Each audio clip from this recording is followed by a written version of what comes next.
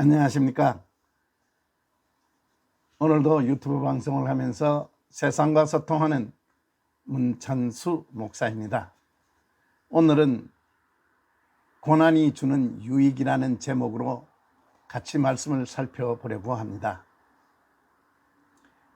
우리 이 세상에 사는 보편적인 사람들은 이 고난이라는 것을 할 수만 있으면, 될 수만 있으면 나도 내 자식도 경험하지 않고 살기를 원합니다.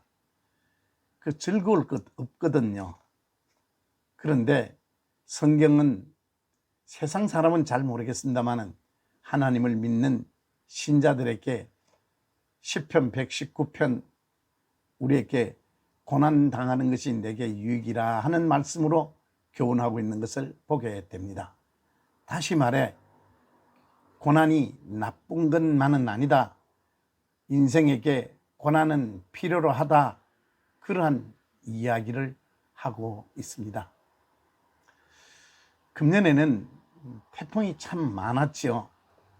우리가 태풍 없으면 좋을 것 같습니다. 우리가 금년에도 그 태풍 때문에 많은 재산 피해가 있었고 그렇습니다만 바닷가에 사는 분들에게 물어보면은 태풍이 그렇게 나쁜 것만 아니고 태풍이 있어야 고기도 더 잘 잡히고 고기도 더 많이 잡히고, 그래서 마치 농부가 밭을 갈아서 좋은 땅을 만들듯이 바다에도 태풍이 있어야 바다가 죽지 않고 살아난다 하는 이야기를 들은 일이 있습니다. 하나님은 이스라엘 백성들을 우리의 샘플로 택하시고 그들을 애굽의 종에서 해방시켜 주시고 홍해를 갈라 기적적으로 건너게 하시고, 그렇게 했으면은 가나안 땅에 그냥 곧바로 보내주시면 좋을 것 같은데 하나님은 이스라엘 백성들을 광야 40년을 통과시키는 것을 우리는 성경 속에서 볼 수 있습니다. 그 광야 보름에서 한 달이면 통과할 수 있는 그 광야를 40년 동안 걷게 하시는 것을 우리는 성경을 통하여 압니다. 저도 그 광야를 여행해 본 경험이 있습니다.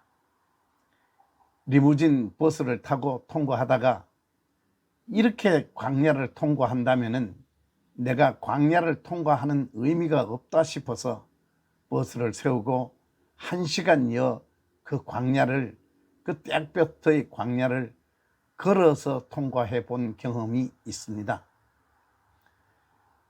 나무 한 폭이 없는 그 광야, 그늘 한 점 없죠.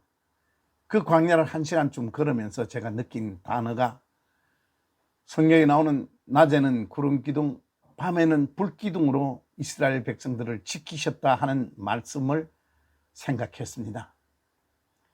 하나님 앞에 택함을 입은 하나님의 백성들, 낮이고 밤이고 지켜주시는 하나님의 은혜 없이는 우리 인생은 살 수 없는 것이구나 하는 것을 저는 그 광야 1시간여 걸으면서 그 성경 말씀이 우리에게 가르쳐 주시는 교훈이 무엇인가 하는 것을 우리는 알았습니다.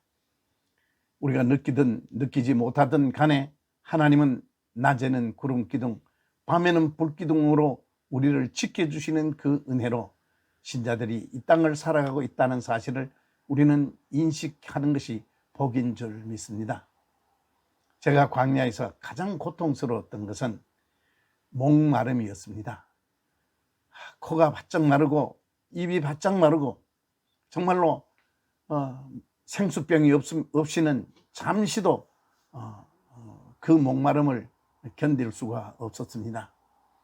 그래서 광야에서 가장 필요한 것이 생수라는 것을 저는 그 광야 1시간여 걷는 그 여행에서 철저하게 경험해 보았습니다. 그 이스라엘 백성들 광야를 통과할 때 그들은 목마르지 않았을까요? 그 목마른 그들에게 하나님은 모세에게 반석을 치라 그럽니다. 반석에서 생수를 허락하시는 하나님을 우리는 출애굽기에서 봅니다. 고린도전서 10장에 보면은 반석은 그리스도시라. 반석에서 생수, 그것은 예수 그리스도를 상징하는 드라마입니다. 신자에게 인생에서 정말 목마름을 해결하는 길은 세상 것을 먹는 것이 아니고 예수 그리스도로 말미암아 공급되는 생수를 먹음으로 그 목마름을 해결하는 것이 가장 근본적인 해결책이라 하는 것을 우리는 성경에서 배울 수 있습니다. 우리는 그럼에도 불구하고 자꾸만 마시면 마실수록 더 갈증이 나는 세상 것으로 우리의 목마름을 해결해 보려고 합니다마는, 그러나 생수, 반석에서 나오는 생수, 교회에서 공급되는 하나님의 말씀이 없이는 우리는 인생의 진정한 목마름이 해결되지 아니한다 하는 사실을 우리는 경험할 수 있습니다. 하나님은 이스라엘 백성들에게 가나안 땅에 곧바로 넣어주지 아니하시고 광야를 경험케 하시면서 그 고난 가운데서 겸손함을 배우고 하나님을 의지하는 것을 배워갈 수 있도록 훈련하시는 것을 볼 수 있습니다. 우리가 살아가면서 어떤 사람은 사업의 실패를 경험하는 경우도 있고 건강에서 아주 위험을 경험하는 경우도 있습니다. 그러한 환난과 그러한 위험한 일들이 정말 그 경험하고 하는 동안에는 고통스럽지만 그 고통스러움을 통하여 하나님을 만나는 사람도 있습니다. 저도 그런 사람 중에 하나이지요. 그 환난을 통하여 내 인생의 고통을 통하여 하나님을 만났고 생명을 얻었고, 그렇다면 나에게 불어 닥쳤던 그 인생의 태풍들, 환난들, 고통들이 내게는 참 유익이었다 하는 것을 오늘 지금 생각해 보면은 정말 하나님 앞에 감사할 것밖에 없다 하는 것을 압니다. 우리가 지금 우리나라도 코로나 이런 것 때문에 매우 고통스럽습니다. 한 번도 경험해 보지 못한 이렇게 해를 넘기는 이러한 전염병 때문에 온 국가가, 국민이, 세계가 고통스러운 때도 제가 기억하기엔 저는 처음입니다. 조그마한 그 전염병의 그 기간들은 있었습니다만은, 그러나 이처럼 긴 기간을 온 국민이 고통스러운 기간을 경험해 본 것은 처음입니다. 그래도 저는 그렇게 생각합니다. 이러한 것이 결코 손해만 아니라 이러한 고통을 통하여 우리에게 주시는 하나님의 교훈이 있을 것이다. 그 교훈을 우리가 깊이 묵상하고 깨달을 수만 있다면 그것이 더 유익이라 하는 생각을 합니다. 우리나라 하나님의 은혜로 경제적으로 매우 부흥했던 경험을 가지고 있습니다. 그래서 마치 내가 잘나서 오늘의 우리나라가 있는 것 같이 그렇게 우리는 혹시 착각하고 살았지는 않는가 돌아보는 기회가 되었으면 좋겠습니다.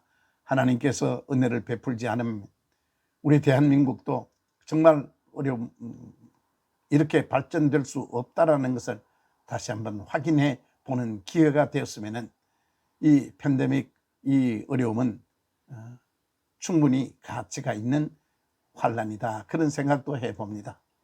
요즘 정치적으로도 매우 어려운 시기를 지나가고 있습니다.